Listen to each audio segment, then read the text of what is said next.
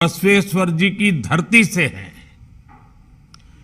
कर्नाटका की समृद्ध परंपरा के प्रतिनिधि और राष्ट्रभक्ति से ओतप्रोत बीजेपी के कार्यकर्ता होने का डबल गौरव आप सभी को प्राप्त है। इसलिए आप सभी पर दायित्व भी डबल है और मुझे विश्वास है हर बूथ पर किया गया आपका प्रयास बीजेपी को कर्नाटका में रिकॉर्ड सीटों से जिताएगा। जब बूथ विजयी होता है तब चुनाव में विजय अवश्य मिलती है। बूथ पर विजय दिलाने की आपकी भावना ही पार्टी को चुनाव जिताती है। पार्टी का एक अनुशासित कार्यकर्ता होने के नाते 2 दिन बाद मैं भी आप सभी कार्यकर्ताओं के बीच आ रहा हूं। कर्नाटका की जनता के दर्शन करने के लिए आ रहा हूं। कर्नाटका की जनता के आशीर्वाद लेने के लिए आ रहा हूं। साथियों, बीते दिनों मैं सरकारी कार्यक्रमों के दौरान कर्नाटका में जहां भी गया वहां की जनता ने हम सभी पर खूब आशीर्वाद बरसाया। आजकल चुनाव प्रचार के दौरान भी बीजेपी नेताओं पर जो भी नेता वहां जाकर के आते हैं जो बताते हैं, कर्नाटका के लोग अपना अपार स्नेह बरसा रहे हैं। हर छोटे मोटे कार्यकर्ता पर स्नेह बरसा रहे हैं। ये दिखाता है कि कर्नाटक की जनता का कितना विश्वास बीजेपी पर है। मैं आज कर्नाटका बीजेपी का भी अभिनंदन करूंगा कि उन्होंने इस बहुत बड़े कार्यक्रम का आयोजन किया और पूरी तरह संगठन की शक्ति का जोर लगाया। चुनाव की इस हलचल के बीच कार्यकर्ताओं से बात करके मुझे भी काफी कुछ सीखने को मिलेगा। आइए, मैं लंबा भाषण न करते हुए आप ही से संवाद करना चाहता हूं। मुझे पहला सवाल भेजा है विरूपाक्षप्पा जी का है, वो शिवमोगा से हैं। उनका सवाल है, मैं अपना बूथ जीतकर अपनी पार्टी की जीत को और मजबूत करना चाहता हूं। कुछ बूथ हमेशा से दूसरी पार्टियों के किले गढ़ रहे हैं। ऐसे में अगले 10 दिन में क्या करें कि इस बार हमारी पार्टी ये बूथ जीत सके। विरूपाक्षप्पा जी, सबसे पहले तो मैं आपको बधाई देना चाहता हूं कि आप विजय के विश्वास से भरे हुए हैं। आप अपना बूथ जिताने के लिए इतने उत्सुक हैं और भी वहां जो आप कहते हैं कि औरों का गढ़ है। कार्यकर्ता का ये जज्बा, सभी का यही जज्बा बीजेपी को दूसरी पार्टियों से अलग बनाता है। आपको बूथ जीतना है तो सबसे पहले काम करिए। आपके जैसे ही कर्मठ और विजय का विश्वास रखने वाले 10 पुरुष कार्यकर्ता और 10 महिला कार्यकर्ता, 20 लोगों की जोड़ी बनाइए और मजबूत जोड़ी बनाइए, टीम बनाइए। कर्नाटका के उज्जवल भविष्य के लिए, कर्नाटका के नौजवानों के उज्जवल भविष्य के लिए भाजपा की केंद्र सरकार हो या भाजपा की राज्य सरकार हो ये मिलकर के कैसे काम कर रही है, इसकी सारी जानकारी आपके मोबाइल में होनी चाहिए, आपकी डायरी में होनी चाहिए, और डायरी हमेशा साथ होनी चाहिए। और ये सारी बातें आपके दिलो दिमाग में भी होनी चाहिए। गरीब हो, दलित हो, पिछड़े हो, महिला हो, किसान हो, नौजवान हो, इन सभी के लिए जो काम हमारी सरकार ने किए हैं, ये सारी जानकारी आपके पास उपलब्ध होनी चाहिए। करोगे ना? इन जानकारियों के साथ साथ आप और आपका बनाया 10-10 लोगों का ग्रुप, यानी 2-2 लोगों की जोड़ी, एक पुरुष कार्यकर्ता, एक महिला करता, जब आपके बूथ के लोगों के पास जाएगा, परिवार के अंदर जाना चाहिए। वो बाहरी पैम्फलेट देकर के निकल जाते, ऐसा नहीं। घर में जाकर के एक पुरुष कार्यकर्ता, एक महिला करता, दोनों साथ जाए, एक घर में जाकर के बैठे। बुजुर्ग लोग हैं तो उनको जरा प्रणाम कीजिए, बच्चों को प्यार कीजिए, परिचय पूछिए, घर में क्या करते हैं, कहाँ के हैं, कैसे करते हैं, क्या व्यवस्था, सारी बातें उनसे सुनिए। फिर कहिए कि देखिए हम तो भाजपा के कार्यकर्ता हैं, आप कुछ पूछना चाहते हैं क्या, आप कुछ कहना चाहते हैं क्या।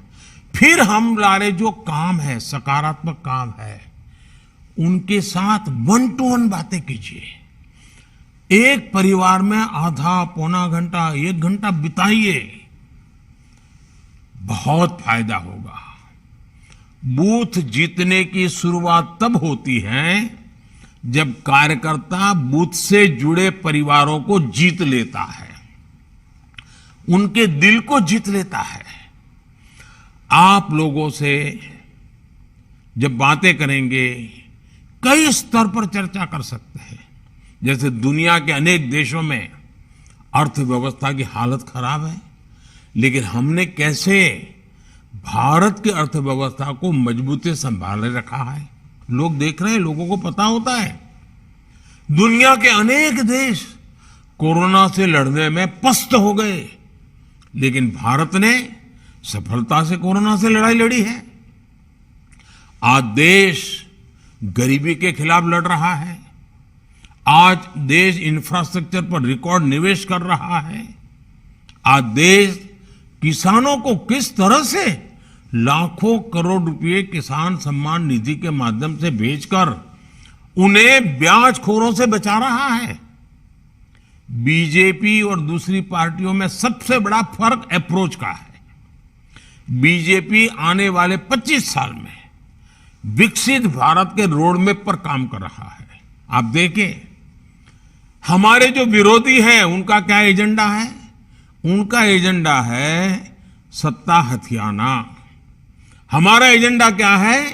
25 साल में देश को विकसित बनाना, गरीबी से मुक्त बनाना, नौजवानों के सामर्थ्य को सबसे आगे बढ़ाना।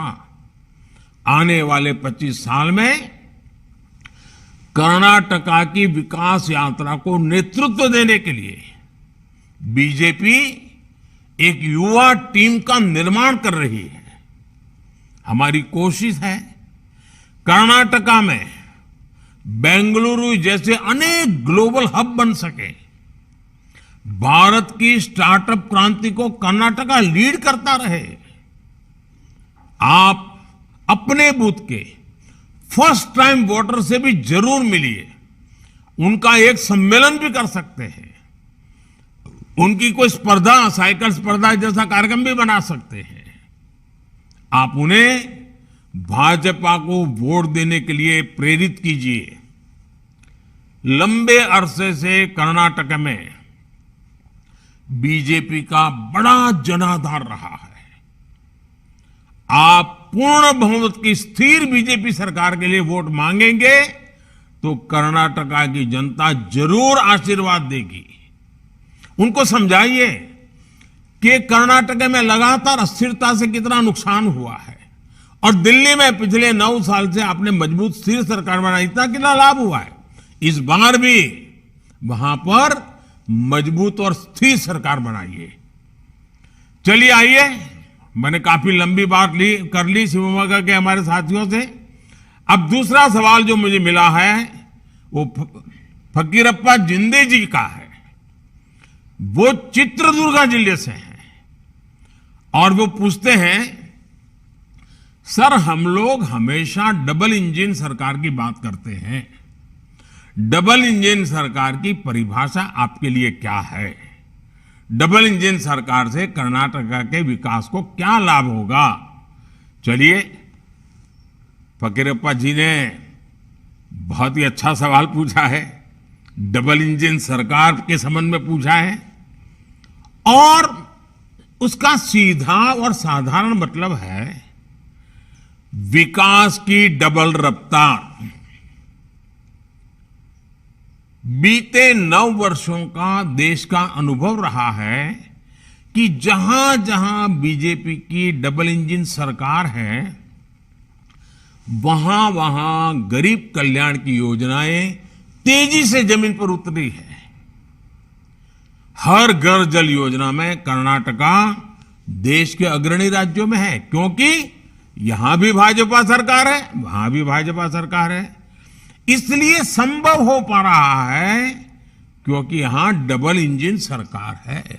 आपको मैं बताऊं, जो राज्यों में भाजपा सरकार नहीं है, लोकतंत्र में स्वाभाविक है, लेकिन करते क्या है, केंद्र सरकार की कोई भी योजना उनके यहां सफल ना हो, उनको डर लगता है कि अगर सफल हो गई तो मोदी का जय जयकार हो जाएगा। कुछ लोग तो योजना से जुड़ते ही नहीं है। कुछ राज्य ऐसे हैं वो योजना का नाम बदल देते हैं, स्टिकर नया लगा देते हैं। देश में एक बात आप हैरान हो जाएंगे, गरीबों को अनाज देने के लिए 1 nation 1 ration card supreme court को हुक्म करना पड़ा। क्यों? क्योंकि डबल इंजन सरकार उस राज्य में नहीं थी। देखिए, पीएम किसान सम्मान निधि में यहां कर्नाटका सरकार 4,000 रुपये अपनी तरफ से भी जोड़ रही है, भारत सरकार 6,000 रुपये दे रही है, राज्य सरकार 4,000 रुपये, दोनों भाजपा की सरकार। किसान को क्या मिल रहा है? 10,000 रुपये मिल रहा है। तो हुआ ना ये डबल लाभ। आप देख रहे हैं कि बीते 9 वर्षों में भारत दुनिया भर के निवेशकों के लिए महत्वपूर्ण केंद्र बना है। रिकॉर्ड निवेश भारत में हो रहा है। डबल इंजन सरकार के कारण इसका बहुत बड़ा लाभ कर्नाटका को मिला है। अगर यहां ऐसी सरकार आएगी जो बात बात पर केंद्र सरकार से लड़ती रहेगी, योजनाओं को रोकती रहेगी, जनता जनार्दन का जो भी हो जाए उनकी राजनीति चलते रहे, अगर यही हुआ तो सारे इंफ्रास्ट्रक्चर के प्रोजेक्ट्स को वो लटकाती रहेगी। हम रोड बना चाहेंगे, वो जमीन संपादन का काम ही धीरे धीरे करेंगे। तो कैसे निवेश आएगा? निवेश नहीं आएगा तो कर्नाटका में नए रोजगार कैसे बन पाएंगे? यानी डबल इंजन की सरकार का न रहने पर जनता पर डबल मार पड़ती है। और आप देखिए, आप सामान्य नागरिक से बात करते ये भी बता सकते हैं कि देखो भाई, ट्रैक्टर है, हम बहुत बढ़िया काम करता है, लेकिन ट्रैक्टर का एक पहिया आप मारुति कार का लगा दें तो बताइए वो ट्रैक्टर चलेगा क्या? किसी के काम आएगा क्या? वो खुद ही अपनी उसमें बर्बादी करेगा कि नहीं करेगा? जैसे एक ही प्रकार की व्यवस्था गति तेज देती है, वैसे ही डबल इंजन की सरकार गति तेज देती है। छोटी छोटी बातें लोगों के साथ बैठ करके समझाइए, मतदाताओं के साथ चर्चा करके बताना चाहिए और बूथ लेवल पे बताना चाहिए। लंबे लंबे बड़े भाषण करने की जिम्मेवारी जिसकी है वो करेंगे। हम कार्यकर्ताओं को तो बूथ को ही जीतना है और बूथ पर ही हमारी शक्ति हमें लगानी है। तब डबल इंजन सरकार का असली मतलब समझ लोगों को आ जाएगा। साथियों, जब भी भाजपा को सेवा करने का मौका मिलता है तो विकास की स्पीड और स्केल दोनों बढ़ जाती है। अब जैसे कुछ पार्टियां कह सकती हैं कि वो जो सत्ता में थी तो वो भी आवास से जुड़ी योजनाएं चलाती थी, तो ऐसे में भाजपा अगर आवास से जुड़ी योजना चला रही है तो उसमें नया क्या है, ऐसा बोलते हैं। इसका ही उत्तर है स्पीड और स्केल, सोच और अप्रोच। अब मैं आपको बताता हूं कि आवास योजनाओं में हमने क्या बदलाव किए। मैं ये छोटी छोटी बातें इसलिए बताता हूं कि आप कार्यकर्ताओं को मतदाताओं के बीच जाकर के बताने में सुविधा हो जाएगी। 2014 से पहले की योजनाओं में एक घर बनने में 300 दिन लगते थे। अब हमारी योजना में 100 दिन से भी कम समय में घर बन जाते हैं। पहले घर का आकार 20 वर्ग मीटर होता था, अब घर का आकार 25 वर्ग मीटर होता है। पहले की योजना में एक घर को 70-75 हजार रुपए की मदद दी जाती थी। अब यह मदद 1,30,000 रुपए यानी करीब करीब डबल कर दी गई है। इससे भी बड़ी बात यह है कि ये पैसे अब सीधे लाभार्थी के बैंक अकाउंट में भेजे जाते हैं। कोई बिचौलिया नहीं, कोई कट की कंपनी नहीं। पहले की आवास योजना में लाभार्थी की पसंद का बिल्कुल ध्यान नहीं दिया जाता था। हमारी सरकार की आवास योजना में घर उसमें रहने वाले परिवार की पसंद के हिसाब से बनता है। पहले की आवास योजना में 4 दीवारें खड़ी करके घर देने का दावा किया जाता था। आज घर, बिजली, नल से जल, टॉयलेट, एलपीजी कनेक्शन जैसी अनेक योजनाओं को साथ साथ दिया जाता है। मैं आपको स्पीड और स्केल का एक और उदाहरण देता हूं। देश में देखिए हेल्थ कितना महत्वपूर्ण विषय है, आरोग्य कितना महत्वपूर्ण विषय, लेकिन कैसे हाल रहा। देश में पहला एम्स 1956 में शुरू हुआ। कांग्रेस ने उसका भरपूर श्रेय लिया, ढोल बजाते रहे बस। लेकिन दूसरा एम्स कब शुरू हुआ? पहला तो 56 में बना, दूसरा कब शुरू हुआ इसके बारे में कांग्रेस कुछ नहीं बोलती है, मुंह पे ताला लग जाता है। आपको जानकर के हैरानी होगी, दूसरा एम्स बनने में करीब करीब 50-60 साल लग गए। वर्ष 2003 में जब अटल जी की सरकार आई तो उन्होंने और ज्यादा एम्स बनाने के बारे में योजना बनाई। ये योजना स्वास्थ्य सेवाओं और मेडिकल शिक्षा में क्षेत्रीय असंतुलन को दूर करने के लिए बनाई। इस योजना को भी यूपीए सरकार ने ठंडे बस्ते में डाल दिया। बहुत ज्यादा मांग बढ़ने और देश की जनता की मांग करने पर आधे अधूरे मन से काम किया गया।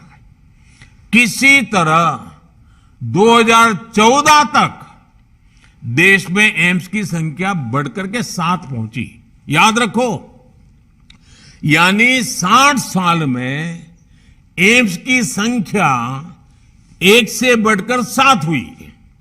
लेकिन अगले 9 वर्षों में जब हम आए तो हमने देश में एम्स की संख्या को 3 गुना बढ़ा दिया। अब बताइए डबल इंजन सरकार की ताकत है कि नहीं है? अब देश में 7 नहीं 20 एम्स है, 20। इसके साथ ही देश में 3 नए एम्स पर तेजी से काम भी चल रहा है। यही हाल देश में मेडिकल कॉलेजों का भी था। आजादी से लेकर 2014 तक देश में मेडिकल कॉलेजों की संख्या 380 थी, 400 से भी कम। हमें आने के बाद पिछले 9 साल में देश में मेडिकल कॉलेजों की संख्या 600 से भी ज्यादा हो चुकी है। भ्रष्टाचार के खिलाफ लड़ाई में भी पहले और अब में बहुत बड़ा फर्क है। कांग्रेस ने भ्रष्टाचार मिटाने में कोई रुचि नहीं दिखाई, क्योंकि वो खुद ही भ्रष्टाचार का सबसे बड़ा स्रोत रही है। वर्ष 2014 के बाद करप्शन से लड़ाई में कितना तेजी आई है, ये पूरा देश देख रहा है। जनधन, आधार और मोबाइल का जो त्रिशूल है ना, इस त्रिशूल ने भ्रष्टाचार पर बहुत बड़ा वार किया है। डायरेक्ट बेनिफिट ट्रांसफर ने देश के 2,75,000 करोड़ रुपए, याद रखिए 2.25 लाख करोड़ रुपए जो चोरी होते थे, गलत हाथों में चले जाते थे, भ्रष्टाचार होता था, वो पैसे बचा लिए गए, जो आज गरीबों के, देश के युवाओं के काम आ रहे हैं। ये जनता के वो पैसे हैं जो बिचौलियों की जेब में चला जाया करते थे। हमने गवर्नेंस के हर क्षेत्र में स्केल, स्पीड, सोच और अप्रोच में आमूलचूल बदलाव किया है। आइए अब देखते हैं, दो साथियों से बात हुई, अब तीसरा सवाल लेते हैं। सवाल मुझे चंद्रशेखर जी का है और चंद्रशेखर जी विजयनगर से हैं। उनका सवाल है कि आपने, ये मुझे पूछ रहे हैं, आपने हमेशा से कहा कि कर्नाटका रामदूत हनुमान की नगरी है और संस्कृति से भरे प्रदेश का देश है और विकास, देश के विकास में ये बहुत बड़ा योगदान देने वाला प्रदेश है।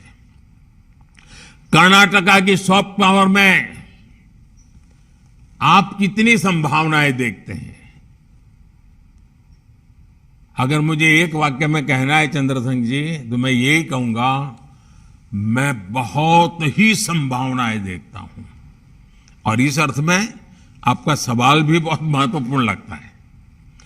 देखिए, भाषा, संस्कृति, साहित्य और इतिहास की गौरवशाली धरोहरों में कर्नाटका बहुत समृद्ध है। आप वहां रहने वालों का ध्यान जितना जाता होगा, हम बाहर से जब आते हैं ना, हम तो अभिभूत हो जाते हैं। कर्नाटका की दो बातें मुझे हमेशा से अपनी ओर खींचती हैं। आध्यात्मिकता में कर्नाटका कोई मुकाबला नहीं, और यहां पर आध्यात्मिकता लोगों को एक साथ लाकर सामाजिक जागरूकता की तरफ जाने को प्रेरित करती है। यहां अध्यात्म और सामाजिक उत्थान दोनों साथ साथ चलते हैं। चाहे वो कनकदास जी की भक्ति हो या फिर शिव शरण के वचन हो, कर्नाटका के लोग भक्ति की शक्ति का उपयोग समाज के निर्माण में लगाते हैं, भविष्य के निर्माण में लगाते हैं। दूसरी बात यह कि कर्नाटका के लोग समय के साथ और कई बार तो समय से भी आगे चलते हैं। आधुनिकता के साथ चलकर भी कर्नाटका के लोग अपने साहित्य, अपनी भाषा से जुड़े रहते हैं। यहां के युवा कोडिंग भी करते हैं और कुवेम्पू जी की कविता भी पढ़ते सुनते हैं। आज भी कर्नाटका के युवाओं में कन्नड़ा साहित्य पढ़ने की संस्कृति जीवित है। कर्नाटका अपने गौरवशाली अतीत के प्रति सजग है और कर्नाटका देश के भविष्य को गढ़ने में पूरी तरह जुटा हुआ है।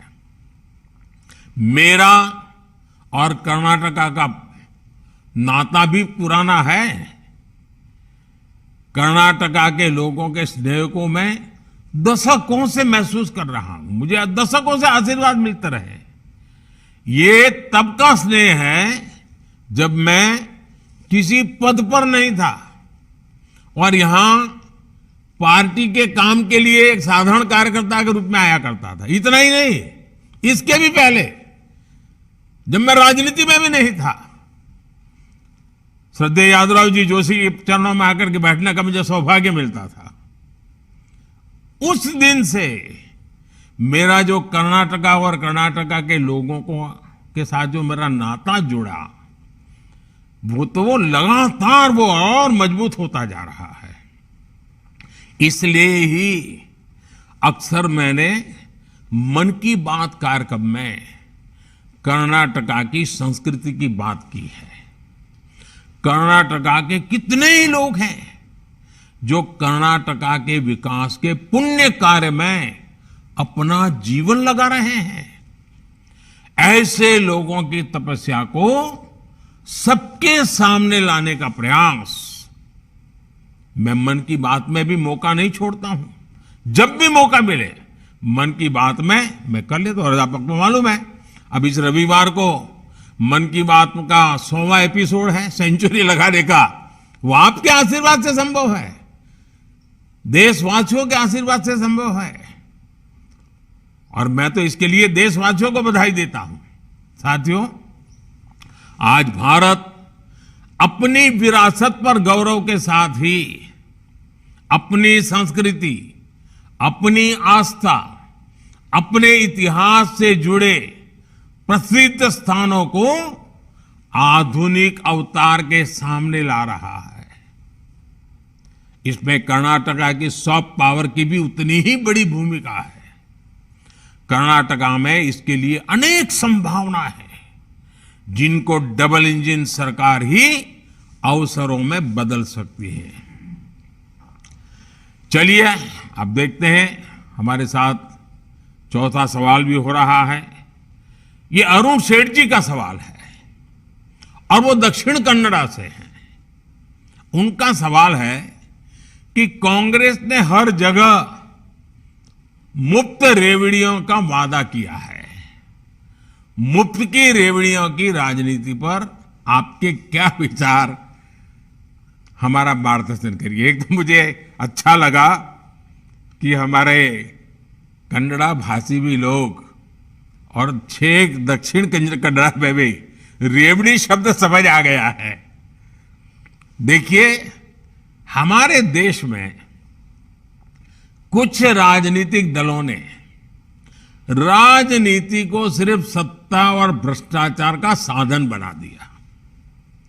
इसको हासिल करने के लिए वो साम दाम दंड भेद हर तरह का तरीका अपना रहे हैं।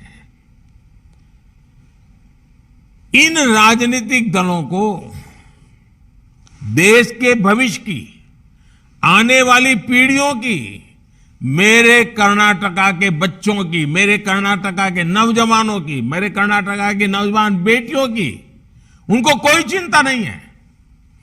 मुफ्त की रेवड़ी की राजनीति की वजह से कई राज्य इतना बेतहाशा खर्च अपनी दलगत राजनीति की भलाई के लिए कर रहे हैं, राज्य कर्ज में डूबते चले जा रहे हैं और आने वाली पीढ़ियों का भी वो खा जा रहे हैं।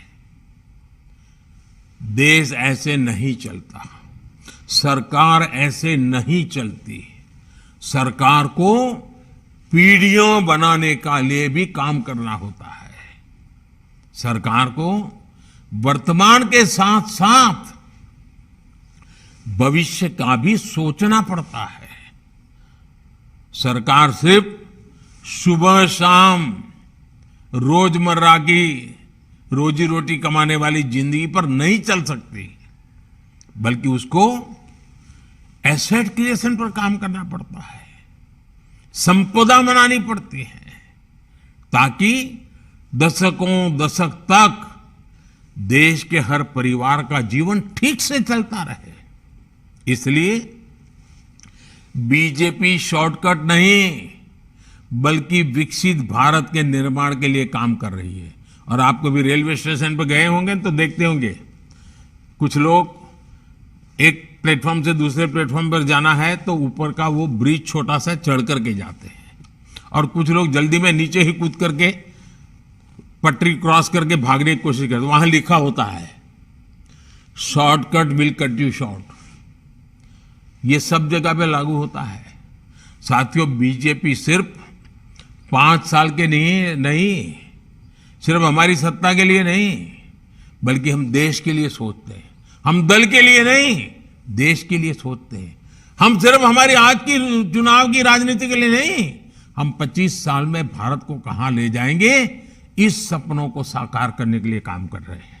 हां, कुछ तात्कालिक चुनौतियों से निपटने के लिए देश के गरीब परिवारों को हर संभव सहायता दी जा रही है। वो सरकार का दायित्व है। अब कोरोना वैक्सीन के समय हमें जरूरत लगी तो हमने मुफ्त वैक्सीन दिया देश को, क्योंकि जिंदगी बचानी थी।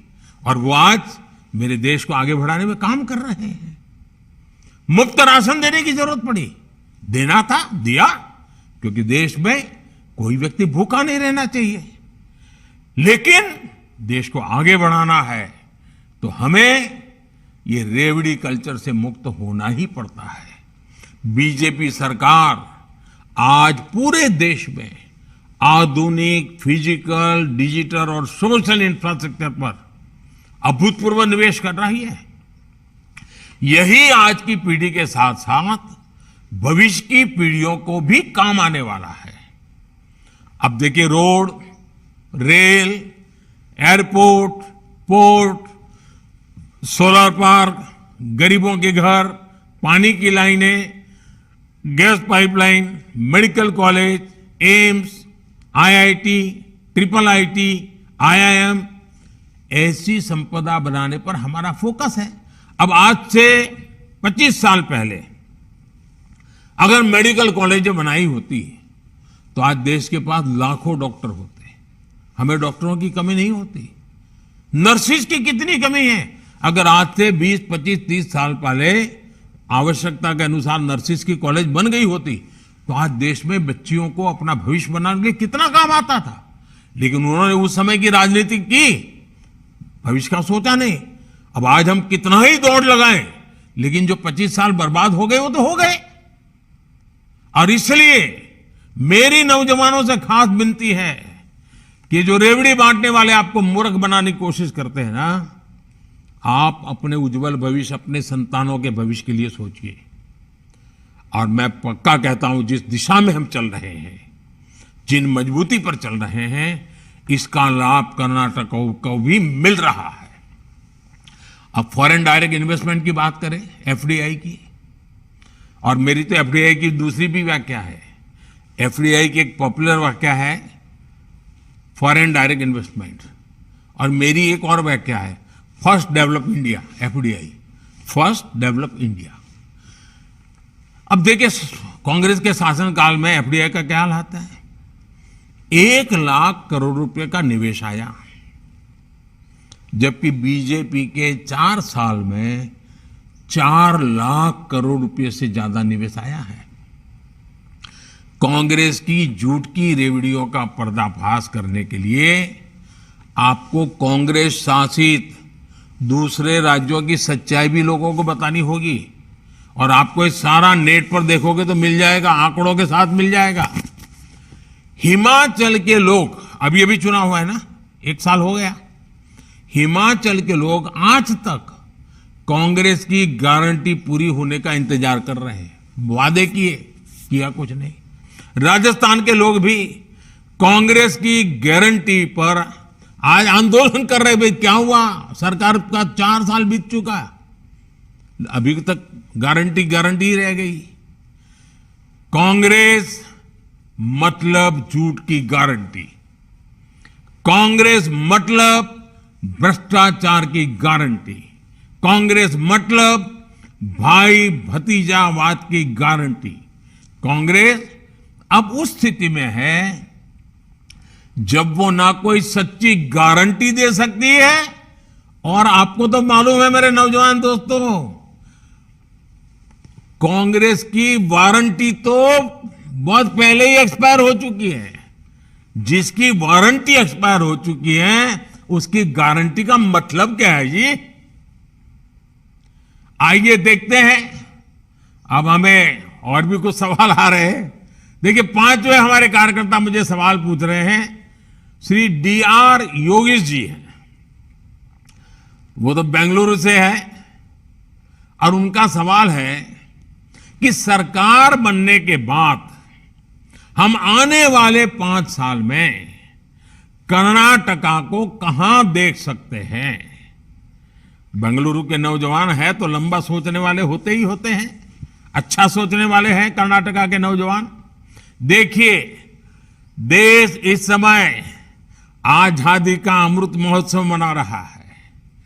आने वाले 24-25 साल देश के लिए अमृत काल है। इनकी शुरुआत इन्हीं 5 वर्षों से होने वाली है। ये किसी सरकार की बात नहीं है, ये किसी दल की बात नहीं है, ये देश की बात है। इन 5 वर्षों की प्रगति हमारे अमृत काल की नींव होने वाली है। ऐसे में मतदाताओं को उन्हें चुनना चाहिए जिनके पास अमृत काल के लिए कुछ ब्लूप्रिंट हो। अब देखिए, मैं आपको एक आजादी के पहले का चित्र आपके सामने रखता हूं। हमारे देश में 800,000 साल की गुलामी के कालखंड में इस देश का एक भी वर्ष ऐसा नहीं था कि आजादी के लिए किसी ने कोई जंग न किया हो।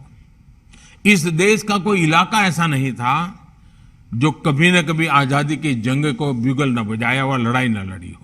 लेकिन 1920 के बाद पूज्य बापू के नेतृत्व में जो बातें शुरू हुई और पूज्य महात्मा गांधी ने आजादी लेके रहूंगा का जो मुद्दा आगे बढ़ाया, क्विट इंडिया का मुद्दा आगे बढ़ाया, 25 साल के भीतर है ना, 800-900 साल से हम लड़ रहे थे, लेकिन वो 25 साल ऐसे महत्व के बन गए कि 1947 में आजादी आई। अनेक परिवारों ने काम, नेताजी के नेतृत्व ने काम किया, भगत सिंह जैसे वीरों की शहादत ने काम किया, वीर सावरकर जी के पूरे परिवार के बलिदान जैसे महापुरुषों ने काम किया, लेकिन गांधी जी का उस नेतृत्व देश के सामान्य मानवी को आंदोलित कर गया। वो 25 साल का कालखंड जैसे आजादी दिला सका, वैसे ही मेरे साथियों ये 25 साल का कालखंड, ये अमृत काल समृद्ध भारत की गारंटी है। मेरे शब्द लिख के रखिए, देखो, ये विकसित भारत की गारंटी है। और हमारी सरकार ने तो अभी से इस पर काम करना शुरू कर दिया है। कर्नाटका हमारे इस विकास अभियान का बहुत महत्वपूर्ण हिस्सा है। कर्नाटका के विकास से भारत का विकास, फिर से मैं कहता हूं, कर्नाटका के विकास से भारत का विकास, हमारी सरकार इसी मंत्र के साथ चल रही है। आज पूरी दुनिया भारत को मैन्युफैक्चरिंग के हब के रूप में देख रही है। आने वाले समय में बहुत सारी मेगा फैक्ट्रियां भारत में आने वाली है। इसका बहुत बड़ा लाभार्थी कर्नाटका का युवा होने वाला है। इसके लिए हमें बहुत तेज गति से कर्नाटका के इंफ्रास्ट्रक्चर को आधुनिक बनाना है, तेज गति से मल्टी मॉडल बनाना है। आज देखिए, बेंगलुरु का इंटरनेशनल एयरपोर्ट कितना आधुनिक, कितना शानदार बन चुका है। रेलवे स्टेशन भी एयरपोर्ट से कम नहीं है। बेंगलुरु मेट्रो की प्रशंसा भी पूरे देश में हो रही है। बेंगलुरु मैसूरू एक्सप्रेसवे बहुत शानदार बना है। आज पूरे कर्नाटका में ऐसे प्रोजेक्ट्स पर काम चल रहा है।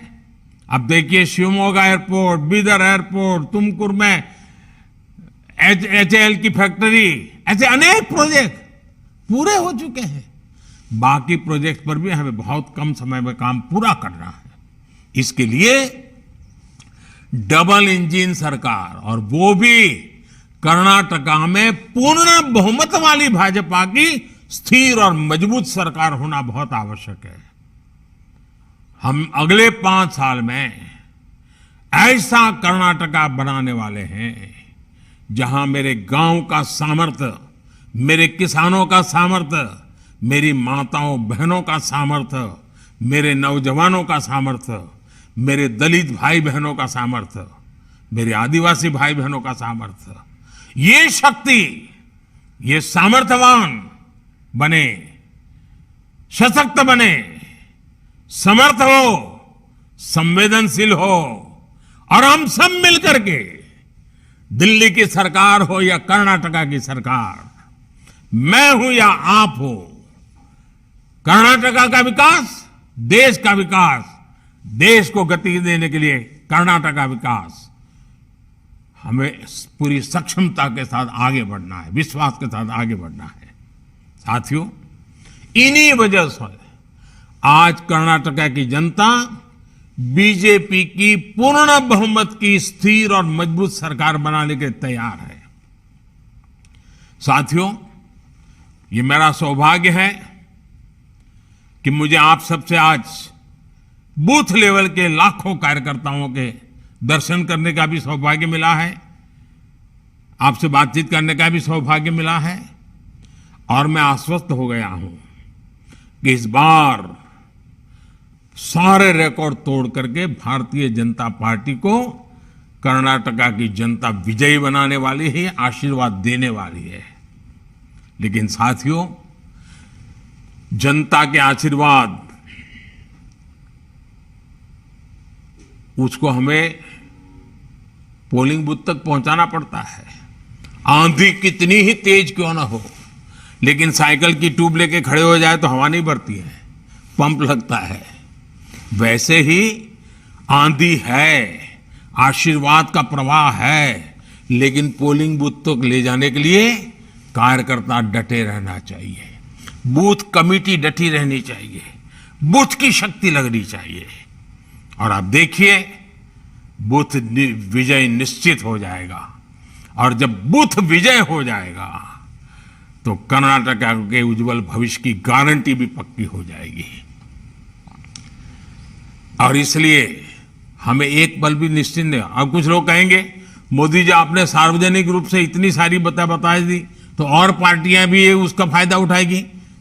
मुझे कोई प्रॉब्लम नहीं है साथियों, सच्चे अर्थ में जनता के बीच में ईमानदारी से काम करने का हर एक को अधिकार है। लेकिन मुझे पक्का मालूम है, मैं सब पब्लिकली बता रहा हूं, तरीके बता रहा हूं, कोई सीक्रेट नहीं रखता हूं, लेकिन मुझे मालूम है उन लोगों की आदतें ऐसी हैं कि वो इस रास्ते पर चल ही नहीं सकते। ये तपस्या है, तपस्या, और भाजपा कार्यकर्ता तपस्या कर सकता है, इसलिए ऐसी बातें उनको कहने का मेरा हिम्मत हो जाती है। और मुझे विश्वास है कि आपकी तपस्या, आपका संघर्ष, आपका सामर्थ्य, बूथ पर ही ताकत लगाने का आपका संकल्प बूथ को विजयी बनाए के रहेगा। बूथ विजयी होगा तो कर्नाटका विजयी होने वाला है, बूथ विजयी होगा तो भाजपा सरकार पक्की बनने वाली है और डबल इंजन सरकार वापस आएगी, ये मेरा पूरा विश्वास है। लोकतंत्र के उत्सव में आपकी भागीदारी, आपके परिश्रम को सशक्त करने के लिए मैं भी आपके साथ एक कार्यकर्ता के नाते जुटने वाला हूं। बीजेपी के कार्यकर्ता के नाते मुझसे जो कुछ भी बन पड़ेगा, आप कार्यकर्ता जो भी मुझे आदेश करेंगे, मैं भी कंधे से कंधा मिलाकर आपके साथ खड़ा रहूंगा, काम करूंगा। और कर्नाटक की जनता का आशीर्वाद लेना ये मेरे लिए बहुत बड़ा सौभाग्य होता है। आने वाले दिनों में हम घर घर जाकर बीजेपी के प्रति हर कन्नडिगा को, हर मेरे कन्नडिगा भाई को, उनके विश्वास को और मजबूत करेंगे। आपको पूरे विश्वास के साथ फ्रंट फुट पर खेलना है, हमें हर बूथ, हर पन्ने तक पहुंचना है। आप सभी को मेरी बहुत बहुत शुभकामनाएं, बहुत बहुत धन्यवाद।